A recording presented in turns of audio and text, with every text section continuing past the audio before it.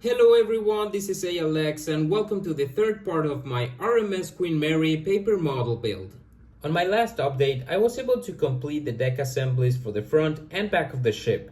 I covered some various elements for the stern and got so far as to have both the port and starboard sections ready to be installed into the frame, falling short on closing up the whole shape of the model. And so I mentioned that I would kick off this update with the installation of the hull. However, there are a couple of steps that I feel I need to complete before I start closing up the frame for good. So the first and easiest of these steps to deal with is to install a few of the bollards located at the stern, which would otherwise be harder to put in place once the hull is fully closed. I just need to finish them up by coloring the edges with a gray color pencil. But because my small Prismacolor set does not include any grays, I had to purchase a single pencil separately. Yes, it was rather expensive for a pencil, but yet again, it was well worth the cost now that I know how smoothly they work.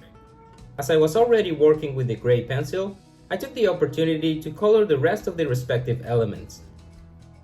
And like I said, I am only adding those bollards that are harder to reach at the moment. As for the second issue I want to cover, it has to do with adding a few superstructure pieces in advance located at the bow and stern that are supposed to be installed once the hull is completed. It will be easier to fix these next pieces properly in place without the hull in the way, by leaving the space open to manipulate and press the pieces together. I start with a small sub-assembly of a deck house made of the wall piece 77 and roof piece 78.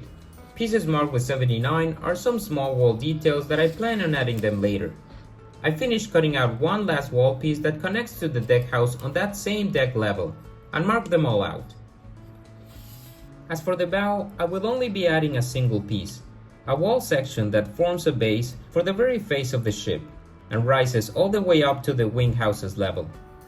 With this particular piece, I need to add a line on the back to mark the deck level behind the printed side, so I can have a reference when gluing the receiving deck behind it. I proceed to score and bend up this set of wall pieces, using different tools to achieve the curved shapes.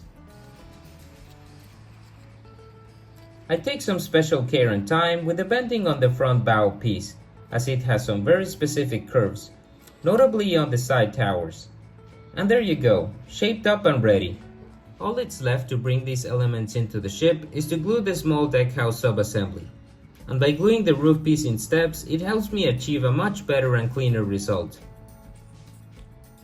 I finished this extra ahead of time step at the rear by gluing the wall element and small sub-assembly into the promenade deck level of the ship. And that's about it for the back. Moving on to the bow, I just need to add that front curved piece. In this case, I'm only gluing the central half-a-circle portion of the piece and leaving the side towers loose. I'm thinking on gluing them until I'm about to add the superstructure pieces, so I can have a clearer reference to fit those towers more properly in place. So now that I've finished preparing the model, I'm all set to start working on that hull. Sadly, I'm faced with the fact that I once again need to move abroad back to my home country. For that reason, I had to figure out a way to transport such a long and delicate thing securely. The best thing that I could come up with was to store it inside a plastic box for protection, that I could then fit inside my luggage. Obviously, the ship is too big to fit inside the box, so unfortunately, I will be needing to cut it down in pieces to do so, and going by the measures, dividing it into 3 sections will do. I marked them as precisely as I can, using my ruler and some guides I made for consistency. The cutting was then as simple as using the scissors in certain places. As for the much thicker main beam, it required several passes with the crafting knife. It felt really bad once I made that first cut, as if I was severing the ship's head. Putting those emotions aside, I carried on with separating the stern section next. Now it can all fit inside this shoe-sized box. I wrap the sections up and confine them in order to protect them as best as I can. I throw in the whole sections on top before closing the lid and pray that nothing gets horribly bent or damaged on transit. And after flying about 4,500 kilometers, I'm happy to report that there was no damage at all to the model, although upon inspection I did discover a noticeable sunburn. I'm sure you can see this on video, with a more saturated color on the shaded areas and a more washed one on the exposed deck. I admit this was all my fault for leaving it too much time sitting under the sun on my windowsill back in Canada. In any case, all I can do now is accept the fact and just look at it as some natural weathering. So now it is time to bring the ship back together in one piece. The first thing I want to do is to weld back together each of the cuts I just made. And by weld, I mean gluing, of course. Starting with the main beam using a very generous amount of glue for this step. Next, I concentrate on joining together the upper side beams, gluing them only at their cross sections without overlapping the pieces. Finally, I take care of the bottom perimeter cuts in the same way as the rest. I'm confident that these fixes will be good enough to hold the model together. Still, I like to work on the side of redundancy, and for that reason, I decided to strengthen the glued sections by adding a few fasteners made of some spare crafting paper. I made some large ones for the central beam and smaller ones for the ones on the sides. I proceeded to add the fasteners to all the newly rejoined elements, and the result is a much more sturdy connection overall. More importantly, I feel confident that there is no way the model might break up on me by accident. Once I'm done joining the front and mid sections together, it's time to bring forward the rear section next. Again, I will be adding this section in pretty much the same way. And so, I'm back once more to having the model securely shaped into one piece. Even more so, it's feeling extra sturdy now thanks to those additional steps and pieces. And after all these few tribulations, the moment has arrived to start working on that hull. I need to choose one end of the ship to start the wrapping process. In my case, I feel safer if I begin with the pieces at the rear for this very prominent and important step. Right off the bat, I identify some notable mismatches while test fitting, as the hull piece is too short to fully cover the height at the very end of the frame. In order to adjust this height difference, I decide to make a cut into the rearmost piece of the frame so I'm able to bring it lower. Once I'm satisfied with the test fit, I can begin with the gluing process. I begin adding the whole piece from this rear end. But before moving on with it, I figured I had to add some markings for fitting reference with the promenade deck. And with those preparations out of the way, I push ahead with the wrapping process. I went on to make a few cuts to the lower piece in order to remove some warped sections and leave a straighter surface to glue upon. I move forward a few compartments at a time, where I start at the very top of the piece, working my way down, gluing the bulkheads in the middle to finish off by closing that section with the tabs at the very bottom. And after not too long, I enjoy looking at my very first piece of the hull in place. Next up, I move on with the aft piece on the starboard side, where I do some test fitting before I continue wrapping the frame at the rear of this model. To be honest, I don't think I did such a great job with this middle seam, although I'll be retouching these kinds of details later on. Now I can go on with repeating the same process for the rest of this side. I work my way gluing the piece in steps towards the front. And the result is a nicely covered stern. The only exception I'll be skipping for now is the section that covers the A deck. This section fits with the aft docking bridge pieces later on in the build, so I want to wait until I'm about to assemble the docking bridge before I commit to fix it in place.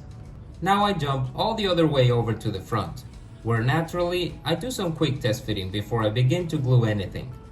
Which in this case, I decide not to start from the very front, as the most important thing I should look out for is to align the profile of the hull with the according decks. And for that reason, I decide to begin at the rear corner of the forecastle. Now that I have my fixed point, I keep finding mismatches with the build. I need to mark and make necessary adjustments to have the pieces fit properly before continuing on. Once again, I concentrate on gluing the whole piece at the top before working my way down to the bulkheads and closing the whole section at the bottom.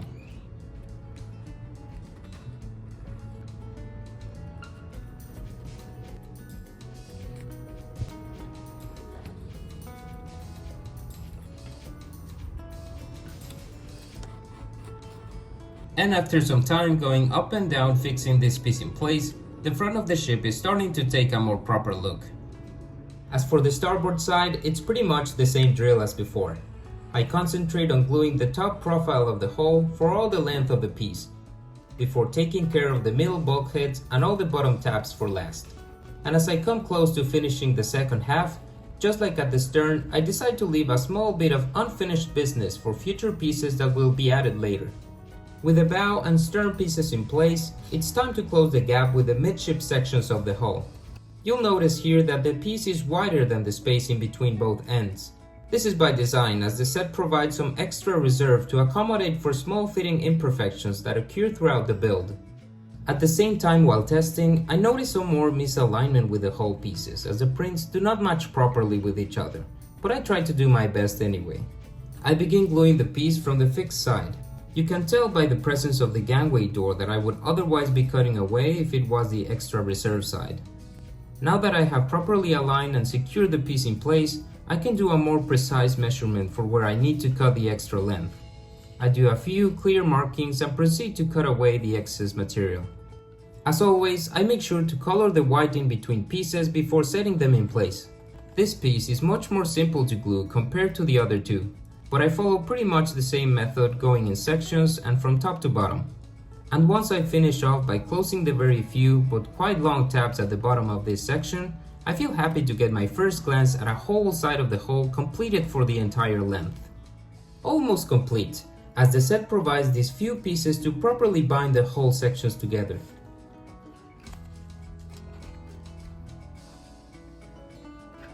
I take care of a few more final assembly issues here and there, like at this recessed anchor pocket for example. I add the midship hull sections in the port side soon after, and before you know it, I have a beautiful looking hull covering the entire frame, letting me appreciate the true weight of the ship, looking at it as a solid object. But work is not done here yet, as some final detailing is needed around the newly installed hull. I add color using the now usual method of working with my Prismacolor pencils for this bottom area of the hull, although there is only so much they can do in some instances.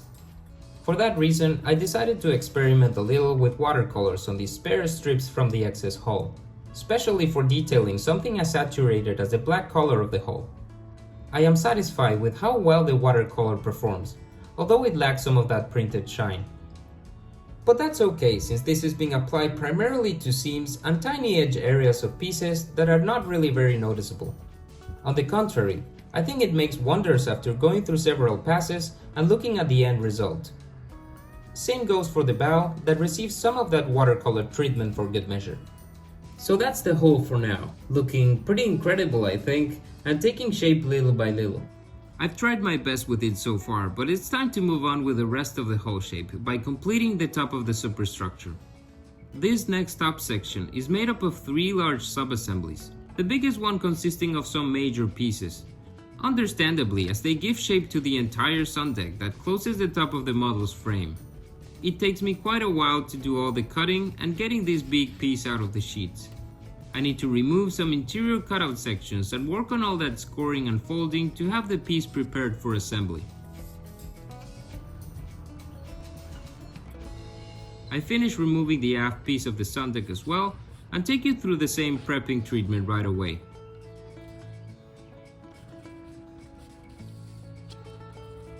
I quickly deal with some of the tabs to be used in this deck assembly, and finally, I cut away piece number 82 and a tiny pair numbered 83, which are deck undersides added at the rear of the sun deck. I measure and mark up some reference to help me align the piece straight before carefully getting it into place. And to complete this piece, I add the small deck undersides for these couple of tiny stair landings on the aft end of the deck. I take a quick moment to get wall details number 79 out of the way. They are non-essential for now, so I decide to just prepare them and store them for future assembly.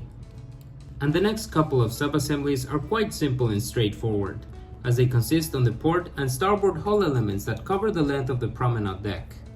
Again, I take care of cutting out these pieces and doing all the scoring before taking them out of the sheets.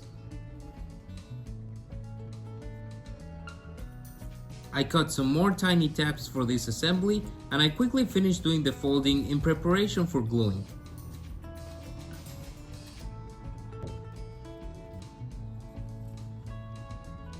Finally, I can now bring both ends of the sun deck together and finish this last top sub-assembly. Now, to no surprise, I found another issue with misaligning elements while doing the routine test fitting. You see, when I place the sun deck aligned at the front of the ship, I fall short in meeting some other points at the back. These very tiny stairs from the sun deck should fall aligned with this promenade deck house right underneath. And after analyzing the case, I noticed that the distance I'm missing is pretty much the same as what I need for this deck to reach the edge of the hull. Basically, I came to the conclusion that I need to remove everything from the promenade deck upwards and pull it just a little bit back. And well, removing a glued section such as this one requires precision. So before I start, I make sure I renew my blades to help me achieve some cleaner cuts and results. I thought I would have a hard time recording this part because of how I had to manipulate the model, but recording the process was more comfortable than I thought.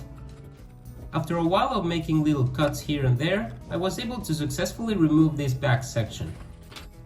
Now, in order to get that placement just right, I decided to start laying down the sun deck at the front to have the exact extension of this deck at the back.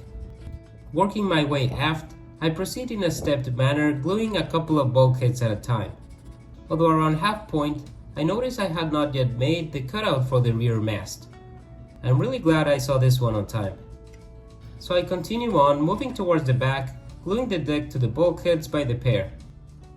I make one quick stop to mark the mast position on this particular bulkhead tab, and I cut it out too to make way for the future element. Once I reach the end of the sun deck, I align and test fit the promenade deck section accordingly. Although I noticed that I still have quite some overhang that doesn't fit the hull profile. And I didn't really want to make any adjustment this way, but it felt better just cutting out this unintended excess than trying anything else more damaging or complicated.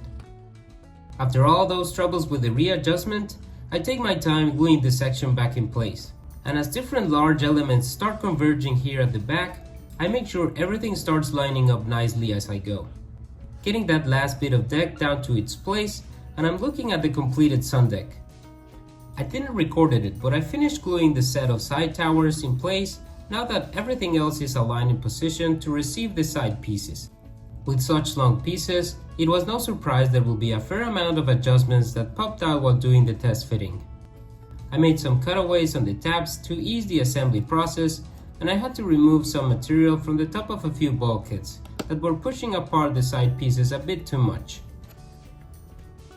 So, contrary to what you might expect, I decided to begin gluing the piece starting from the rear end, simply because I feel it's the most critical to adjust, specifically the corner where the end of the sun deck meets the side profile of the hull. There's also some excess bulwark I need to remove at the very end of the piece. At least it appears to be longer than it should be on purpose. Otherwise, that's a level of misalignment I've been absorbing through the build somehow. The rest of the process is pretty straightforward, working towards the front.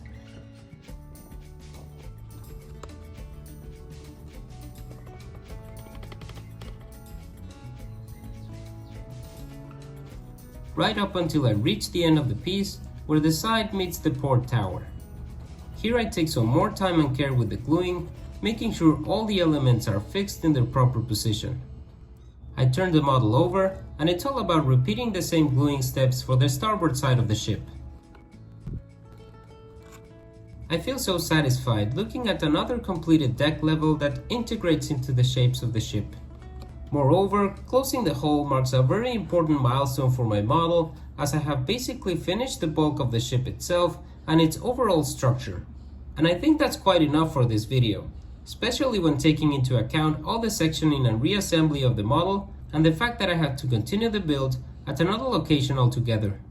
Speaking of location, my model now rests at its new special display within my shelf arrangement, and away from direct sunlight, of course. So thank you once again for following me through another video update. I really feel very happy with how this model is turning out, and I hope you are all enjoying the results as well. Take care everyone, and until next time, bye bye!